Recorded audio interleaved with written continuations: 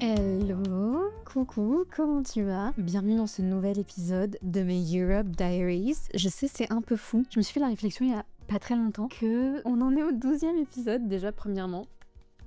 Félicitations. Mais surtout que je n'avais pas dit ça, genre les 10 premiers épisodes de la série. Eh bien, bienvenue dans les Europe Diaries. J'espère que c'est une série qui te plaît pour l'instant. Pour les quelques personnes qui la regardent assidûment.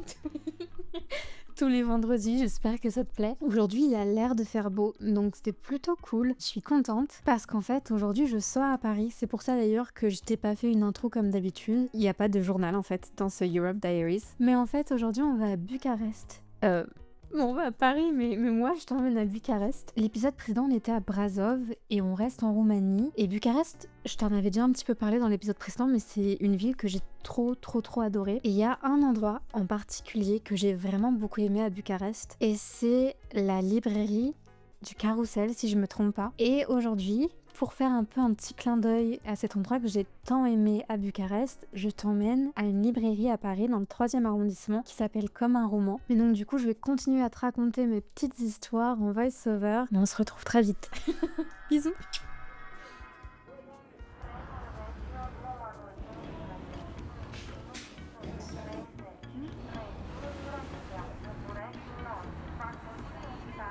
La semaine dernière, on s'est quitté sur le quai de la gare de Brasov. Et après quelques heures de train, avec un joli paysage enneigé et aussi une baston dans le train. Me demande pas, je sais pas vraiment ce qui s'est passé, mais c'était un peu énergique. On arrive enfin à Bucarest. Étonnamment, peut-être une des villes que j'ai le plus aimé du voyage. Étonnamment parce que c'est vraiment une ville à laquelle je m'attendais à rien. Et pour une fois, l'appartement qu'on avait réservé, il était un peu éloigné du centre-ville. Donc je t'avoue, la première soirée, on n'a pas fait grand-chose, à part quelques courses. Et vu que pour une fois, on avait une super cuisine, j'en ai profité pour préparer mon risotto. C'est genre une de mes recettes favorites. Oui.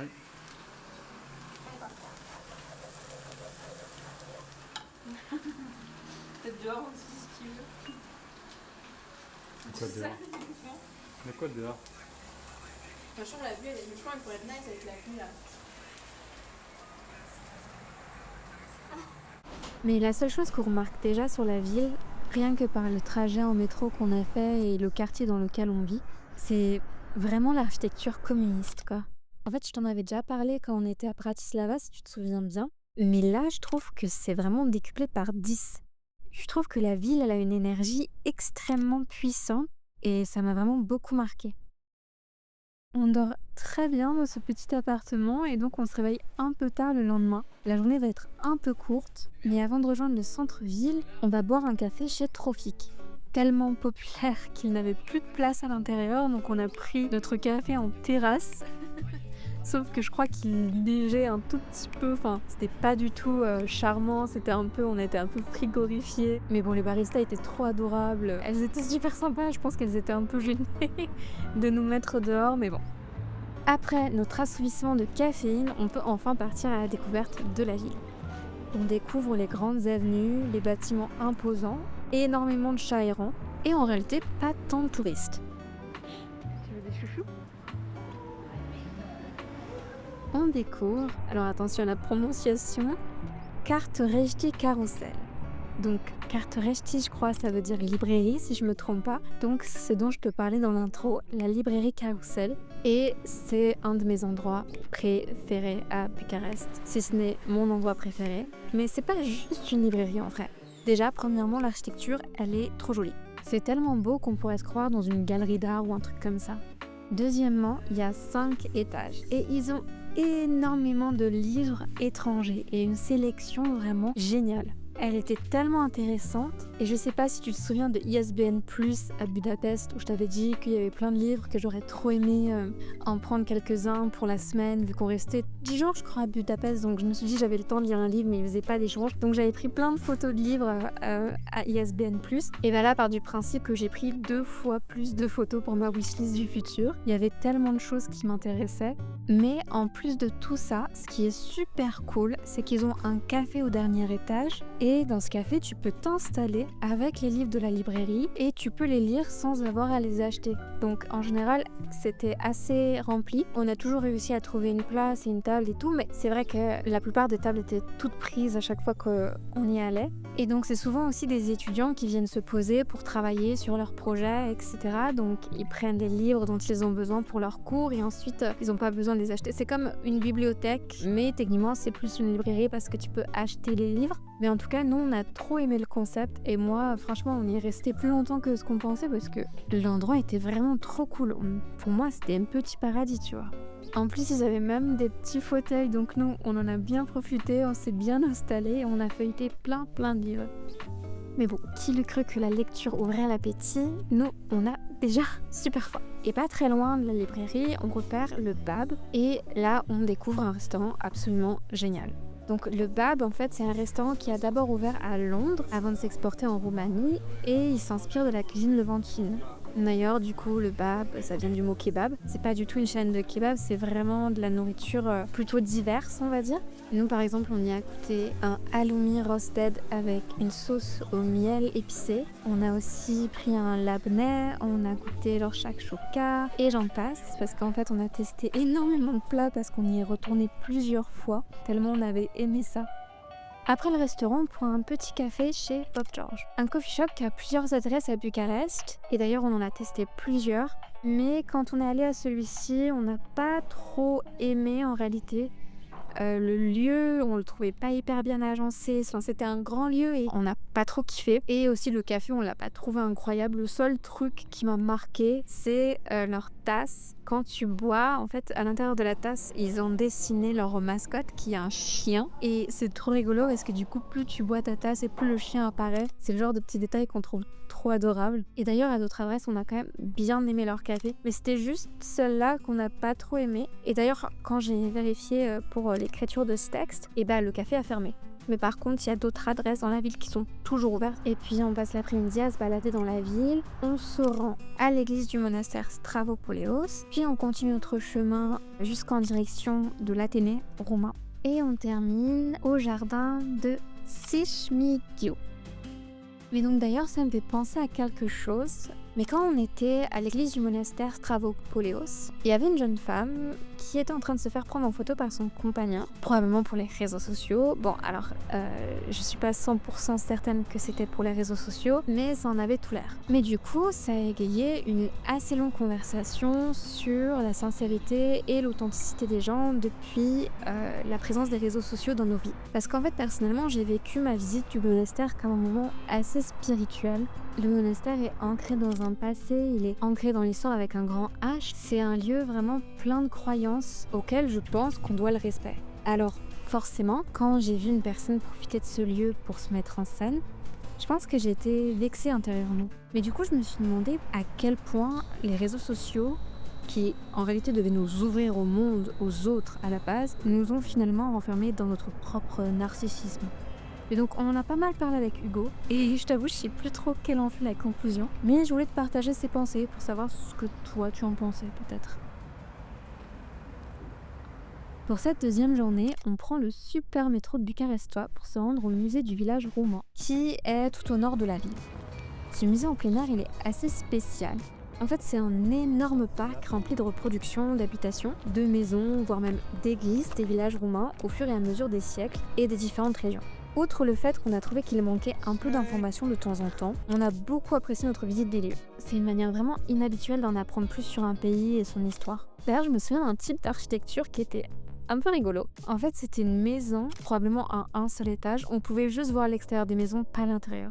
Donc je ne fais que deviner. Mais 70% de la maison, elle se trouvait sous terre. Donc seulement 30% donc dépassaient du sol. Et le toit était recouvert de foin ou alors de verdure qui faisait qu'elle se mélangeait un peu à la vallée, entre guillemets, comme une petite colline. Mais en fait, ce qui est drôle, c'est qu'on aurait vraiment dit un peu une petite maison camouflée. Et c'était peut-être probablement le but. Ou alors, je me dis que c'était peut-être parce qu'on était dans une région froide de la Roumanie. Et donc le fait que la maison soit un peu en sous-sol, ça permettait de garder un peu la chaleur à l'intérieur. Mais je vais être honnête avec toi, ce qui nous a vraiment retenu dans ce musée et ce qui a fait qu'on y est resté 1 heure de plus que prévu, je pense, c'était la multitude de chats errants qui avaient élu pour domicile les différentes maisons du musée. Comme je le disais dans ma vidéo précédente, quand on était à Brasov, il y a énormément d'animaux errants en Roumanie. Vraiment beaucoup. Et si nous, on a croisé plus de chiens à Brasov, à Bucarest, c'est clairement des chats. D'ailleurs, dans notre petite naïveté, on a même essayé d'amadouer un peu du château, qui était adorable, pour qu'il vienne avec nous. Mais il était vraiment 100% effrayé par les humains, donc il nous a pas du tout laissé l'approcher. Mais tu sais, c'était drôle parce qu'il y avait vraiment 2 types de chats. Il y avait une distinction très claire entre les chats qui étaient donc effrayés par les humains et ceux qui avaient dû être probablement nourris et donc qui te suivaient, te laissaient leur faire des caresses et tout ça. Hugo, il était vraiment aux anges, c'était le paradis pour lui, quoi. Comme on commence à avoir faim, on regarde ce qu'il y a autour de nous et comme de par hasard, il y avait un bab. Du coup, forcément, on y est retourné tellement on avait adoré ça la veille. Et spoiler, c'était toujours aussi bon. D'ailleurs, je t'en parlerai un peu plus dans le reste de la vidéo, mais on avait vraiment l'impression là de rentrer dans une maison tout à fait random et que t'étais genre dans le salon de quelqu'un en train de manger, mais techniquement c'est un restaurant, mais ça fait tellement salon, ça rend un aspect hyper familier au lieu, c'est assez drôle. Après avoir bien mangé, on retourne au centre-ville et là on découvre Ototo. Ototo, c'est un concept store absolument génialissime. En fait, c'est un mix entre un coffee shop qui a une partie épicerie, une partie mode, mais que avec des marques éthiques et exclusivement bonnes pour l'environnement. Hugo m'a même offert une jolie pince à cheveux Lada. Je la trouve trop belle et elle fait vraiment super bien son taf. Elle vient de la marque Sasti et elle est juste trop jolie. Bref, l'endroit est trop sympa, j'ai trop aimé. D'ailleurs, si tu connais ce genre d'adresse un peu similaire, un mix entre une épicerie éco-responsable, café, etc. Sur Paris, ça me ferait trop plaisir que tu me les partages parce que je trouve que c'est des endroits trop sympas, j'adore trop. Avant de retourner à l'appartement, on prend un dernier café chez Sloan, qui était plutôt sympa, mais on n'a pas trop aimé la déco intérieure parce qu'on l'a trouvé hyper pas pratique. C'était genre assez petit et en fait au milieu t'avais un grand pouf, alors que l'endroit était tout petit, donc même pour la prise de commande c'était compliqué. Mais bon, vu qu'il faisait étonnamment très beau ce jour-là à Bucarest, on s'est posé en terrasse et c'était quand même très sympa.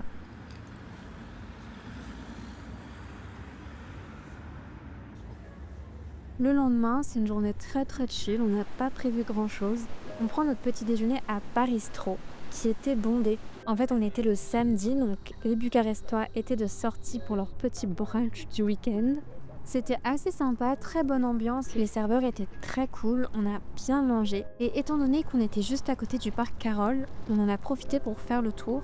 Ce parc il est hyper connu pour son grand mausolée, avec la tombe du soldat inconnu. Et sa flamme qui brûle sans cesse en hommage à tous les autres. Et c'est un endroit hyper solennel. L'architecture est vraiment impressionnante, tout est dans la symétrie, c'est vraiment très beau.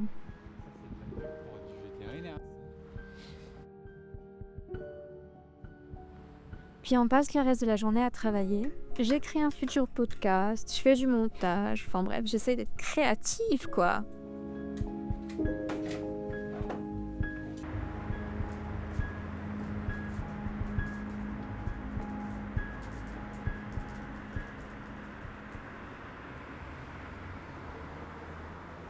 Le lendemain, on part visiter le quartier calme et résidentiel de Cotroceni. Alors de nouveau ce jour-là, on se laisse déconcentrer par les multiples chats qui se baladent dans les rues.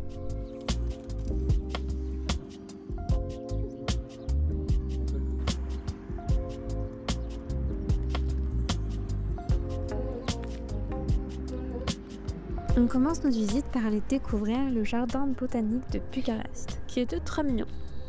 Bon, même si c'était pas trop, enfin plutôt pas du tout la saison pour visiter le jardin, vu que la nature était carrément au repos, on a bien aimé notre balade entre les grands arbres. J'aime tellement l'odeur des arbres, surtout les pins. C'est vraiment super parfumé. Et je trouve qu'il y a un truc un peu enchantant dans l'odeur des arbres. C'est pas une bonne manière de jouer.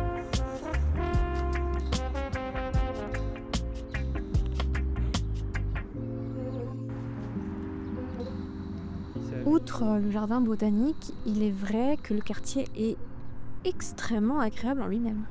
Tellement que je te conseillerais d'aller déambuler dans ces rues, même si tu ne comptes pas visiter le jardin. Et même si je te l'ai décrit tout au début comme étant très calme, on l'a trouvé surprenamment très vivant. C'est drôle parce que le quartier ressemble exactement à un petit quartier résidentiel de banlieue, avec ses petites rues, avec ses petites maisons côte à côte. Mais le petit twist qu'on a trouvé vraiment super sympa et qui a donné tout son charme, c'est que toutes les 2-3 maisons, le premier étage, ou le sous-sol, ou même la maison entière, était utilisée comme une boutique, un coffee shop, un magasin. Et donc, trop cool. C'est un peu ce que je te parlais justement précédemment par rapport au BAB, quand on était au nord de la ville, pas loin du musée national des villages roumains. Tu rentres et t'es chez des gens en fait. Mais t'es pas vraiment chez des gens, t'es dans leur business. Donc on est passé à côté d'un coffee shop qui franchement ne payait pas de mine de l'extérieur.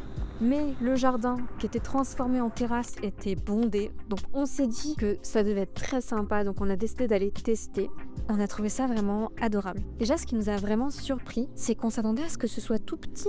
C'est genre comme si on était dans leur garage, tu vois. Et en fait, c'était énorme. Vu que c'est construit comme une maison, ça ressemblait pas du tout à un coffee shop. Et donc, en réalité, c'était plein de petites pièces qui faisaient que finalement, l'endroit était super grand. Moi, j'ai trop aimé. Du coup, on a pu s'installer dans une pièce et on était les seuls dedans, quoi. Le fait que ce soit découpé en petites pièces comme ça te permet vraiment d'avoir beaucoup plus d'intimité et c'est hyper agréable. Et puis en plus, le café était génial et les gens étaient très sympas, donc l'expérience en général a été top. Mais d'ailleurs, ça me fait penser que je ne t'ai même pas dit le nom du shop, il s'appelle Cop. Et si un jour tu te rends à Bucarest, je t'invite à te perdre un petit peu dans ces petites rues et à rentrer dans un shop au hasard d'une maison. Parce que les gens t'accueillent en plus super bien, c'est trop adorable. On est aussi allé dans une autre petite boutique, dans une maison, qui s'appelle Yo-Yo The Hidden Gem.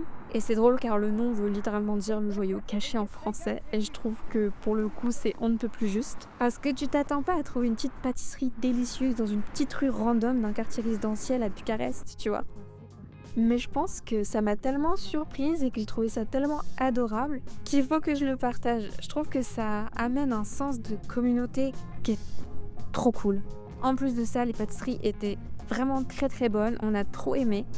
Et encore une fois, la madame qui gérait le lieu était super gentille et c'était trop cool de les rencontrer. Donc personnellement, j'ai passé une superbe journée à Cotrou de chez nous. Si je vivais à Bucarest, je suis pas sûre que je déciderais de m'installer dans ce quartier-là. Mais en tout cas, je lui rendrais régulièrement visite.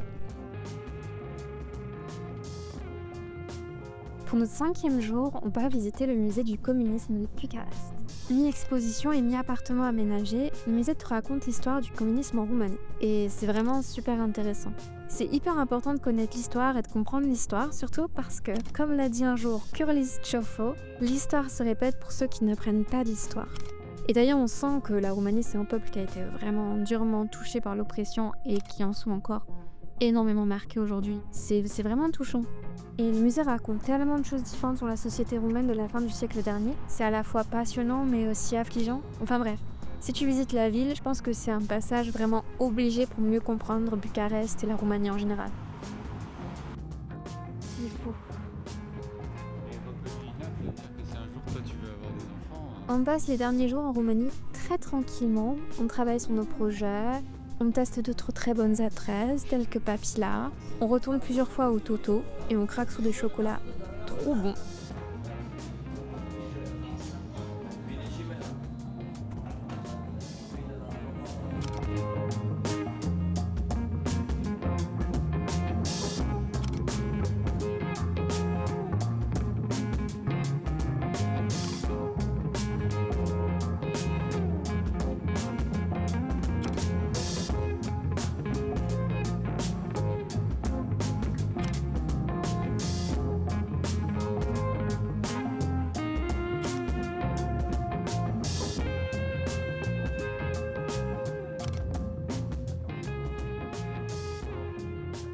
D'ailleurs, j'ai aussi tourné un podcast pour ma chaîne secondaire à Bucarest. C'est drôle parce que je commençais de nouveau à trouver mon rythme. En fait, ma carrière sur YouTube, c'est beaucoup de hauts, beaucoup de bas, beaucoup de moments où je travaille et d'autres où je fais d'autres choses. Et c'est probablement pour ça que je suis à ce stade actuellement. Pour autant, je veux pas me décourager parce que depuis que je suis rentrée, comme tu as pu le voir, je poste de manière très régulière et j'en suis hyper fière, donc je ne perds pas espoir. Honnêtement, je suis hyper reconnaissante de pouvoir faire ce que je fais maintenant. Et en tout cas, si ça t'intéresse, je te laisse le lien de ce podcast en description, si tu veux le regarder ou pas, même si maintenant il est un peu outdated parce que c'était mes résolutions de 2025, donc on n'y est plus trop, mais bon, si ça t'intéresse.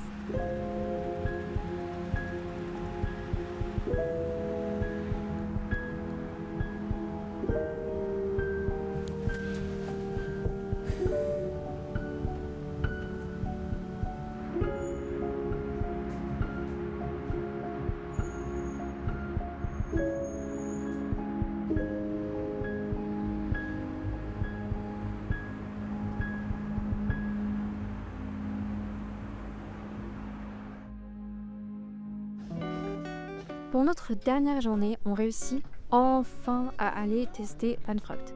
C'est un tout petit coffee shop, mais il est hyper bien réputé dans la capitale. Sauf que ce dernier jour, c'est littéralement la 3e fois du séjour qu'on s'y rend. Parce que les 2 premières, elles ont été un échec. La première fois qu'on a essayé d'y aller, on n'a pas fait attention et c'était le jour de fermeture du café. La 2e fois, on avait bien vérifié pour le coup qu'il était ouvert, mais quand on est arrivé, techniquement, il était ouvert, mais le barista nous a dit qu'il avait un problème de grinder et que du coup, il pouvait pas nous servir avant plusieurs heures, le temps qu'il répare le souci. Donc, cette 3e fois, j'avais un peu perdu espoir. Mais vu qu'Hugo avait vraiment très envie d'aller le tester, on a retenté. Et au final, on a vraiment bien fait parce que c'était absolument délicieux. C'est drôle parce que je te jure, c'est vraiment un tout petit endroit avec une petite machine, un seul groupe. Enfin, de prime abord, on se dit que ça paye pas vraiment de mine. Et honnêtement, c'est un des cafés qu'on a le plus aimé de notre voyage en Europe de l'Est, si ce n'est le café, vraiment. On sent que le barista est un passionné qui connaît et qui maîtrise son sujet et qui aime ses produits, donc va tester si le café t'intéresse. Après ça, on va manger des ramen à Ushimo. L'adresse était assez cool, mais personnellement, je trouvais mon bouillon un peu lourd, donc je l'ai pas terminé. Mais c'est vrai, tu vas me dire, pourquoi est-ce que tu vas manger des ramen en Roumanie? Écoute, l'Europe de l'Est, ils ont une cuisine très sympathique, mais des fois c'est sympa de changer. On termine l'après-midi en retournant dans mon lieu favori all-time de Bucarest, la librairie dont je t'ai parlé, qu'on avait visité le premier jour. Et franchement, j'ai vraiment eu beaucoup de mal à me retenir d'acheter des livres. Mais bon, je n'avais pas de place dans ma valise, donc ça a résolu le problème pour moi. Mais du coup, on s'est posé dans le café du dernier étage et on a lu chacun un livre de notre côté. C'était très très cool. Mais en fait, on a pris cette dernière journée très tranquillement parce qu'on prenait de nouveau un bus de nuit. Donc c'est pour ça qu'on cherchait un peu des occupations pour faire passer le temps, etc. On se balade encore un peu, on fait de la balançoire dans un parc et puis on va dîner chez Tiny Sea Bean, qui veut dire pain et vin, je crois. C'est un bistrot pizzeria un petit peu fancy avec une super ambiance. Et en fait, on a fait en sorte de très bien manger, comme je t'ai dit, parce qu'on prenait un bus de nuit et on voulait se préparer à cette longue nuit. Courte nuit, peut-être finalement, je ne sais pas dans quel sens on peut dire ça. Et on a eu beaucoup de chance, parce que du coup, on est retourné à Tucano Coffee. Je t'en avais parlé dans la vidéo à Brasov, parce que j'étais tombée amoureuse de leur saleté de caramel latte, que j'avais trouvé hyper réconfortant. C'était trop cool, le mix de sucré et salé, j'avais trop aimé. Et donc on a eu beaucoup de chance parce que c'est donc une chaîne et il y avait une adresse pas très loin de notre arrêt de bus qui en plus fermait à 22h, donc c'était vraiment idéal pour nous. Ça nous a permis d'avoir un endroit chaud et confortable avant d'attendre le bus. Rendez-moi la parole. Bon, du coup, je l'ai déjà dit plusieurs fois, mais Bucarest, j'ai vraiment adoré. Et je crois que Hugo moins. Et je trouve ça drôle parce que ça te montre vraiment à quel point ta sensibilité personnelle, elle va réagir d'une telle ou telle manière en fonction des lieux que tu visites, des gens que tu rencontres, des expériences que tu te fais. Et moi, j'ai trop aimé et on a eu probablement la même expérience de Bucarest. Et je crois qu'Hugo a trouvé ça sympa, mais pas autant que moi. Moi, j'ai un petit coup de cœur, je crois, sur Bucarest. Je pense que ce que j'ai le plus aimé à Bucarest, c'est que comparé à d'autres villes européennes, on va au-delà des paillettes. Si tu vois ce que je veux dire. C'est-à-dire que moi, j'adore en fait être une touriste. J'adore découvrir les monuments, tester des adresses de café, goûter la nourriture du pays. Mais ce qui me touche particulièrement, c'est de découvrir une culture, de découvrir des gens. Et j'ai vraiment retrouvé ça à Bucarest. J'ai trouvé que c'était une ville qui était vraiment hyper touchante, hyper réelle, vraiment, je sais pas, genre sincère, tu vois. Et j'ai trouvé qu'on ressentait beaucoup plus son caractère et son énergie. Et je sais pas, j'ai trouvé ça joli en fait. Je l'ai trouvé sincère, tu vois. J'ai trouvé elle met pas de masque, comme d'autres villes qui se cachent un peu derrière leurs grands monuments, leurs grands... Alors pour le coup, j'en ai vraiment pas parlé, c'est très drôle. Je viens de me rendre compte là tout de suite. Je n'ai aucunement parlé du Parlement de Bucarest, qui est donc l'un des parlements... Je crois pas que ce soit le plus grand, mais c'est genre le deuxième plus grand du monde. C'est une architecture vraiment colossale. Et donc, on pourrait se dire que Bucarest se cache aussi derrière ces bâtiments-là. Mais je sais pas, il y avait quelque chose de joli, il y avait quelque chose de familier. Je pense aussi. Enfin bon, j'espère que toi, t'as aimé cette vidéo. J'espère que ça t'a donné peut-être envie d'aller découvrir cette ville à toi aussi. Et puis si tu vas, j'espère que t'as trouvé des petites choses intéressantes à faire dans ma vidéo. Et dis-moi si un jour tu vas les tester et ce que t'en auras pensé. Merci beaucoup d'avoir regardé ma vidéo en entier. Merci à Jean de m'avoir aidé à faire... toutes les vidéos, c'est lui qui cadre toutes mes vidéos à Paris et donc je suis très très contente et j'espère que le résultat vous plaira. C'était beaucoup plus simple en fait de le faire avec Jean parce que je me suis d'abord imaginé le faire toute seule. Premièrement, le résultat aurait été beaucoup moins sympa si je l'avais fait toute seule, mais surtout, j'aurais été beaucoup plus gênée, donc toute l'énergie aurait été très différente. Mais donc voilà, merci beaucoup Jean d'avoir tourné ça pour moi et de m'avoir aidé sur ce tournage. Merci beaucoup d'avoir regardé cette vidéo en entière, j'espère qu'elle t'aura plu. On se retrouve la semaine prochaine pour la suite de mes Europe Diaries. Et même si techniquement c'est pas la fin de la série, on arrive bientôt à la fin du voyage en Europe de l'Est, donc c'est un peu foufou. Mais voilà, merci et à très bientôt. Bisous!